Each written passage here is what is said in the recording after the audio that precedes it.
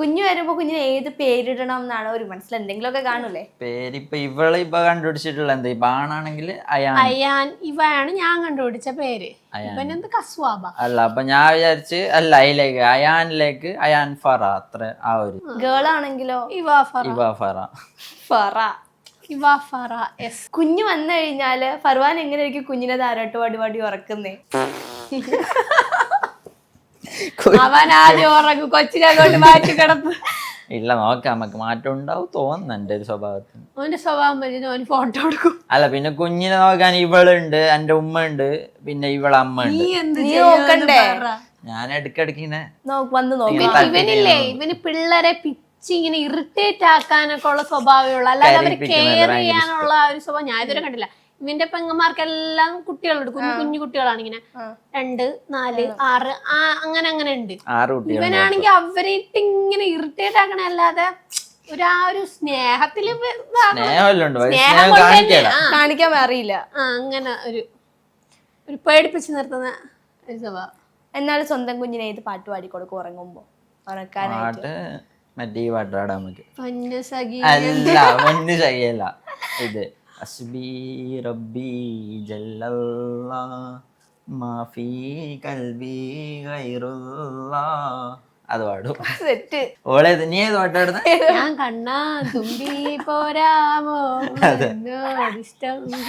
അത് ഇടയ്ക്കൊക്കെ ഞാൻ ഇങ്ങനെ പാട്ടിങ്ങനെ പാടിക്കൊടുക്കാം. ആ പാട്ടുമായിട്ട് മീൻസ് ആലിയ ഭട്ട് ഒരു ഇന്റർവ്യൂല് എന്ന് പറഞ്ഞില്ലേ, ഞാൻ ഈ പാട്ട് പാടിട്ട് ആ കൊച്ചിന് ഒരു മലയാളം പാട്ട് ഇഷ്ടമാണെന്ന് ഏതോ ഒരു പാട്ട്,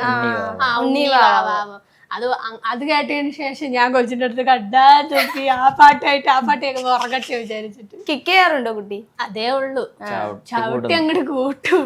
നല്ലൊരു എക്സ്പീരിയൻസ് അല്ലേ ഈ ഒരു 10 മാസം കിട്ടിയത്? ഫസ്റ്റത്തെ 5 മാസം ശോകമായിരുന്നു.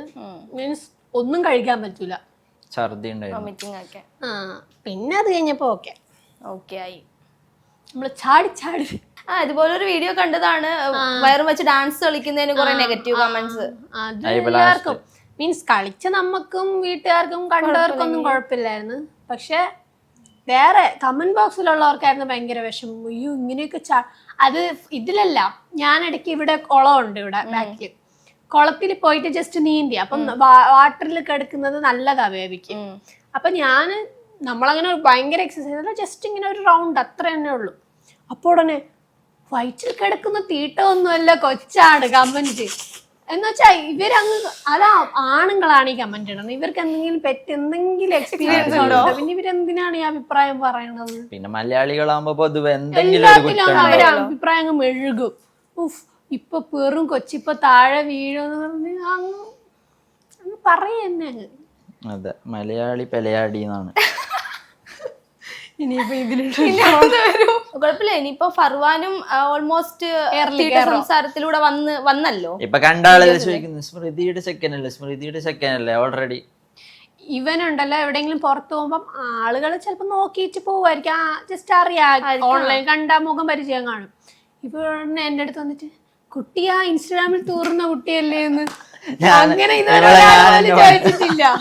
മോച്ചേരെ വീഡിയോയിലുള്ള അങ്ങനെയൊക്കെ ചോദിച്ചിട്ടുണ്ട്. ഇവന് മാത്രമാണ് ഇങ്ങനെ പറഞ്ഞത്, ചേച്ചിയാ ഇൻസ്റ്റാഗ്രാമിൽ ചേച്ചിയല്ലേ എന്ന് മുണ്ടാതിരുന്നുള്ള തലക്കടിച്ചു കൊഞ്ചിട്ട്. ഞാൻ നല്ല ട്രോള്. വാട്സാപ്പ് വഴി ഇംഗ്ലീഷ് പഠിക്കാൻ ഇംഗ്ലീഷ് കഫേ ഉള്ളപ്പോൾ ഇംഗ്ലീഷ് ഒരു വിഷയമേ അല്ല. English cafe, we present you the perfect English. WhatsApp now 9633 888 575.